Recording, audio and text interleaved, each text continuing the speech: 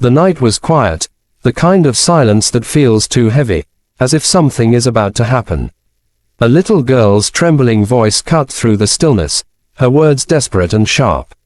"Daddy, please help her," she cried, her tiny hands tugging at the sleeve of a man in a dark tailored suit. He turned, startled, and his sharp eyes landed on the scene unfolding just across the street. Two rough-looking men cornering a woman against the wall of a dimly lit cafe. She clutched her handbag to her chest, her face pale, her body shaking. For Alexander Kane, billionaire investor and a man who built his empire with discipline and ruthlessness, that moment should have been just another chance encounter in the city he thought he controlled. But something about the cry of his daughter, little Emily, made his heart twist. He was not a man who ignored pleas, especially not hers. Without thinking, Alexander strode across the street, his long steps echoing with authority. "Let her go," his voice thundered, deep and commanding. The two men turned, scoffing at first, until their eyes caught the sheer confidence radiating from him, the confidence of someone not to be trifled with.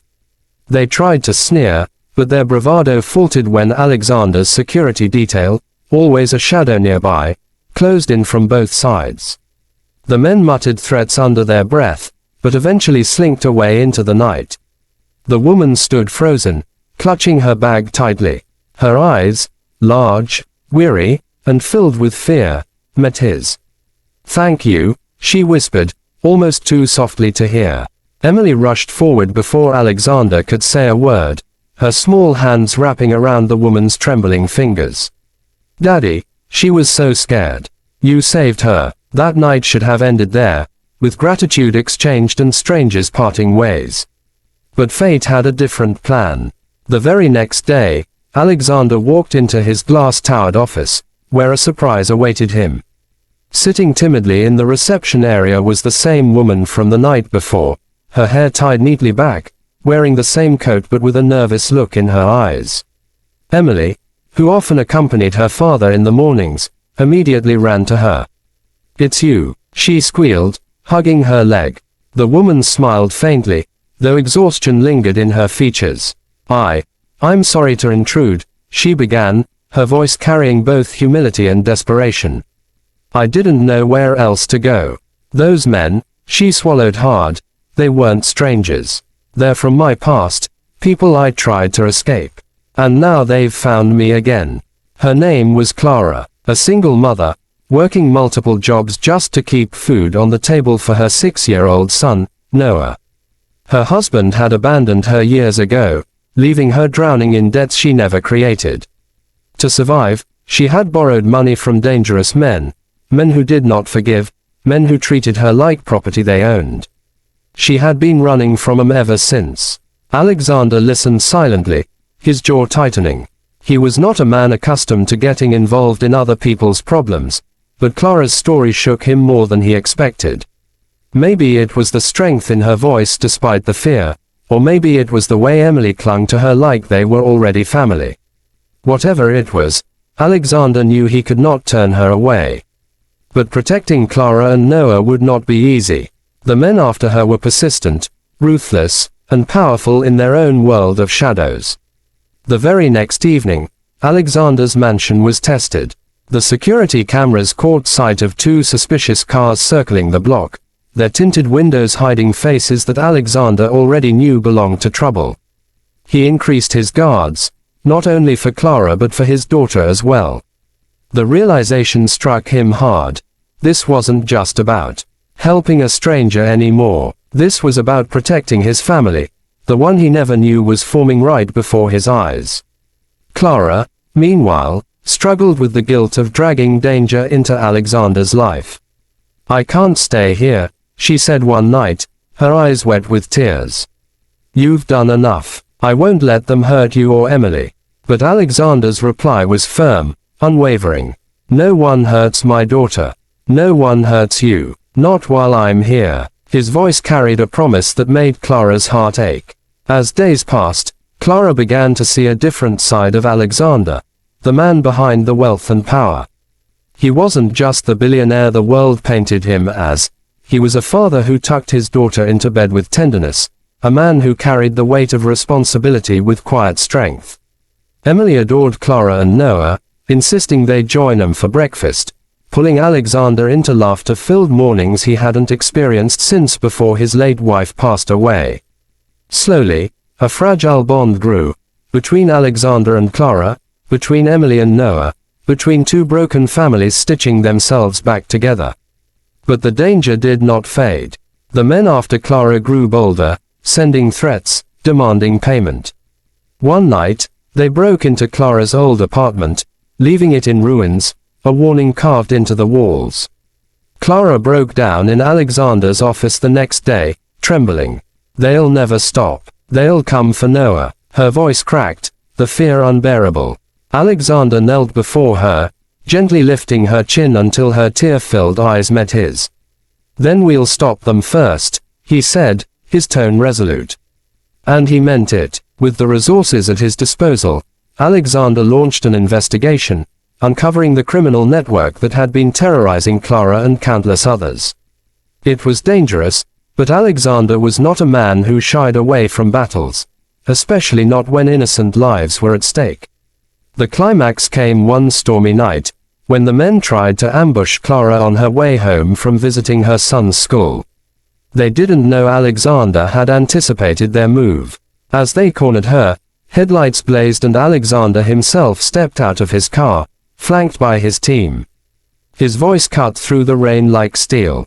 "This ends tonight." What followed was a tense standoff, ending with the men in handcuffs, their reign of fear collapsing under the weight of evidence Alexander had gathered. Clara was free. Finally, truly free. In the quiet after the storm, Clara stood with Alexander, their children laughing together in the background. She whispered, "I don't know how to thank you." He looked at her, his eyes soft for once. "You already have," he said.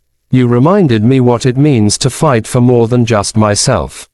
From that day on, their lives intertwined not out of fear, but out of choice. Clara no longer carried her burdens alone. Noah grew up with a father figure who taught him strength with kindness, and Emily found in Clara the warmth of a mother's love. The story that began with a desperate cry, "Daddy, please help her," ended with a family built on courage, sacrifice, and love. And in that love, they found healing, hope, and the reminder that even in the darkest nights, one act of bravery can change the course of many lives forever. The night of the arrest should have been the end of the nightmare. Clara thought she could finally breathe again, that Noah would finally sleep without clutching her hand in fear, and that Alexander could return to his world of business without worrying about shadows chasing them. But life has a cruel way of testing the strength of newly found peace. A week later, as autumn winds swept across the city, the newspapers carried bold headlines: "Underground Crime Syndicate Exposed. Billionaire Alexander Kane at the center of takedown." While most hailed him as a hero, not everyone celebrated. The men Alexander helped put away were only pawns of a larger network, a network that now had its sights set on revenge. Clara noticed it first. Strange calls in the middle of the night, heavy silence when she picked up. A man lingering too long near Noah's school. The uneasy feeling that eyes followed her whenever she stepped outside. She tried to hide it from Alexander, but he could read her fears as easily as he read financial reports. "You're not safe," he said one evening, his hand covering hers across the dinner table. "They'll come back stronger. This fight isn't over." Clara's chest tightened. "But you've done so much already. I can't let you risk more." Alexander's gaze softened, but his tone was steel. "Clara, this isn't just about helping you anymore. You and Noah, you're part of us now. And I will protect my family, no matter the cost." Those words, "my family," struck her heart deeper than she expected. For years, Clara had carried her struggles alone, shutting out anyone who tried to help. And now, here was a man willing to stand against the world for her and her son. But protection came with challenges. Emily, sweet and innocent, began asking questions no child should have to ask. "Daddy, why are there always guards with us now? Why does Noah get so scared when we walk outside?" Alexander held her close and promised safety, but he couldn't hide the storm brewing around them. Then came the night when the danger returned in full force. Clara had taken Noah to the park, their first attempt at a normal outing in weeks. Laughter filled the air as the children played, but it shattered when two black vans screeched to a halt by the curb. Men jumped out, faces hidden, eyes burning with intent. "Noah, run!" Clara screamed, pushing him toward Emily as she turned to shield them with her own body. Panic spread across the park, parents scrambling to protect their children. Clara braced herself, but before the men could reach her, Alexander's car roared onto the scene. He didn't hesitate. He stepped out, fearless, placing himself between Clara and the attackers. His guards followed, but Alexander himself stood at the front, his stance unyielding. The confrontation was brutal. Shouts, a scuffle, the sound of police sirens growing nearer. By the time it ended, the attackers were in custody, but the message was clear: the network was far from destroyed. That night, after the children were tucked safely into bed, Clara broke down. She sat by the fireplace, tears streaming down her cheeks. "I can't do this, Alexander. I can't let you put Emily at risk because of me. I should take Noah and disappear before they hurt you." Alexander knelt in front of her, lifting her face so she would meet his eyes. His voice was steady, but there was a rawness she had never heard before. "Do you think running will keep you safe? Do you think hiding will protect Noah? You've been fighting alone for too long, Clara. Let me fight with you. Let me fight for you. Because you're not just someone I saved that night. You're someone I can't imagine losing." Her heart ached, torn between fear and hope. For the first time, she saw not the billionaire, but the man who had lost his wife, who had raised his daughter with quiet strength, and who now chose to risk everything for a woman who thought she was unworthy of such devotion. Days turned into weeks as Alexander used every resource at his disposal: lawyers, investigators, allies in the justice system, to dismantle the syndicate piece by piece. Clara stood beside him, no longer just someone to protect but a partner in the fight. She found her own strength again, refusing to cower. And as the threats dwindled, as arrests piled up and the network crumbled, something beautiful grew in the shadows of their struggle. Emily and Noah became inseparable, their laughter ringing through the halls of Alexander's mansion. Clara found herself smiling again, not out of politeness but from genuine joy. And Alexander, once a man defined by power and wealth, found meaning in something far greater: love, family, and the courage to begin again. The day the last of the syndicate leaders were captured, Alexander took Clara's hand and led her to the garden, where the children played among the roses. The sun was setting, bathing everything in gold. He looked into her eyes and said, "We've fought battles and faced shadows, but I don't want to just protect you anymore. I want to build a life with you, with Noah, with Emily, together." Tears welled in Clara's eyes, but this time they weren't from fear. She nodded, her voice trembling with emotion. "Yes, Alexander, together." And as the children's laughter filled the air, the wounds of the past began to heal. What started as a cry for help, "Daddy, please help her," had blossomed into a story of redemption, courage, and love that promised a brighter future. Because sometimes, the greatest battles aren't won with power or wealth, but with the willingness to stand by someone when the world tries to tear them apart. The world outside had quieted, but inside Alexander's mansion, new questions began to bloom. The syndicate was gone, their leaders locked behind bars, their power dismantled piece by piece. For the first time in years, Clara felt safe. Yet peace often brings out truths that danger keeps hidden. And in this peace, Clara and Alexander began to face the one battle neither of them could avoid: love and the scars it left behind. It started slowly. Emily would call Clara "Mommy," by mistake, and Noah would cling to Alexander when he was scared, calling him "Dad," before quickly correcting himself with embarrassment. The children were already blending into a family, but for Clara, the weight of her past still lingered like a shadow. She had been abandoned once, betrayed by the man who swore to protect her. She feared opening her heart again, terrified that if she leaned too much on Alexander, everything might crumble. One night, after putting the children to bed, Clara found Alexander in his study, staring at an old photo of his late wife. His usually composed face was heavy with something unspoken. She hesitated at the door, unsure if she belonged in this part of his heart. "You miss her?" Clara whispered softly. Alexander turned, surprised, then gave a small nod. "Every day," he admitted. "But grief isn't about holding on to the past. It's about learning to live again. And for the first time in a long time, I feel alive again. Because of you." Clara's heart trembled at his words, but doubt gnawed at her. "What if I can't give you what you deserve? What if my past comes back again?" Alexander crossed the room, his presence steady and sure. He cupped her face gently, his thumb brushing away a tear she hadn't realized had fallen. "Clara, you don't need to be perfect. You just need to be here. With me, with Emily, with Noah. That's all I need." Slowly, the walls around her heart began to crack. But challenges didn't vanish just because love had arrived. Clara struggled with guilt when Noah asked, "Mom, will Daddy ever come back for us?" She held him tightly, her voice breaking as she explained that sometimes, love isn't about who leaves, it's about who stays. And Alexander stayed. He showed up at Noah's school events, helped him with homework, and became the father figure Noah had longed for. Yet the outside world wasn't always kind. Whispers spread in social circles. People questioned why a billionaire like Alexander would tie his life to a woman with a troubled past, a single mother who came from nothing.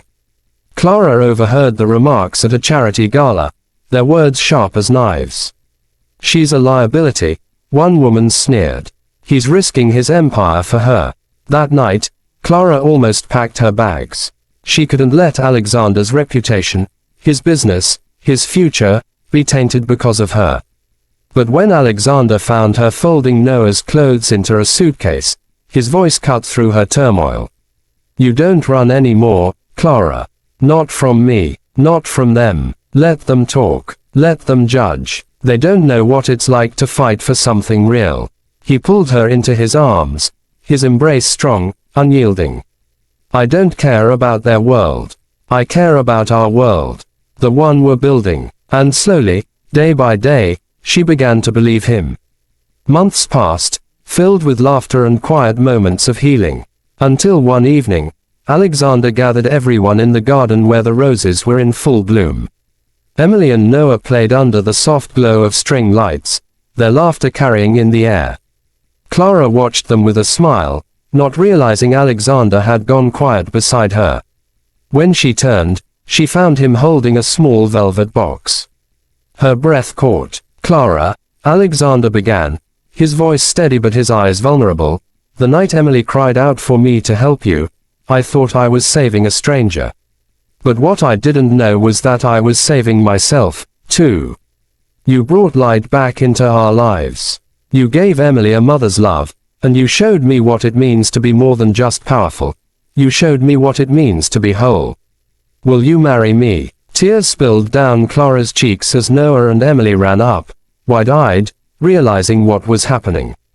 Clara looked at Alexander, at the man who had turned her fear into safety, her despair into hope, and her loneliness into family.